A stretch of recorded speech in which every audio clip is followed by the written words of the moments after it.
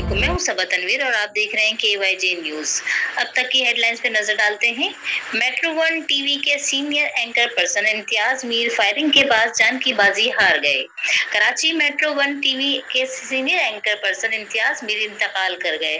तफसीलात के मुताबिक 22 सितंबर को कराची काला बोर्ड के मकाम पर नामालूम अफराद की फायरिंग से इम्तियाज मीर शदीद जख्मी हो गए थे।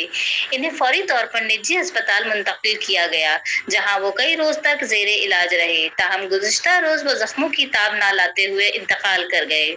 इम्तियाज मीर शहीद की नमाज जनाजा मुर्गे खाने की जामा मस्जिद अबू बकर सिद्दीक में अदा की गई, जिसमें मुख्तलिफ न्यूज चैनल्स और अखबारात के सहाफियों समेत बड़ी तादाद में शिरकत की।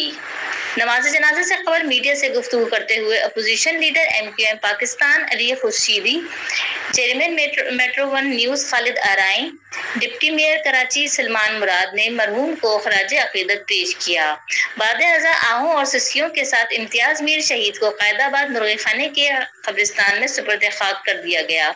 आइए हम ले चलते हैं जहां तदफीन के बाद हमारे रिपोर्टर अजीम इस वक्त मौजूद हैं, तफसील बताते हुए। जी अजीम, तफसीलात से आगाह कीजिएगा हमारे नाजरीन को। इस वक्त हम मौजूद हैं मेट्रो वन के सीनियर सहाफ़ी इम्तियाज मीर की आरामगाह पे, जहाँ पे हम आपको बताते चलें कि कुछ दिन पहले जहाँ काला बोर्ड पे इनको शहीद कर दिया गया था, आज 7वां दिन है। आज ये अपनी आरामगाह पे मौजूद हैं। सहाफ़त का चश्मो चराग अब इस दुनिया में नहीं रहा। क्या ये हुकूमत, क्या ये सिंध पुलिस इनके कातिलों को कैफरे किरदार तक पहुँचाएगी? क्या इनको इंसाफ फराहम करेगी? तो आप देख कैमरामैन तनवीर अहमद के साथ KYJ न्यूज़ कराची।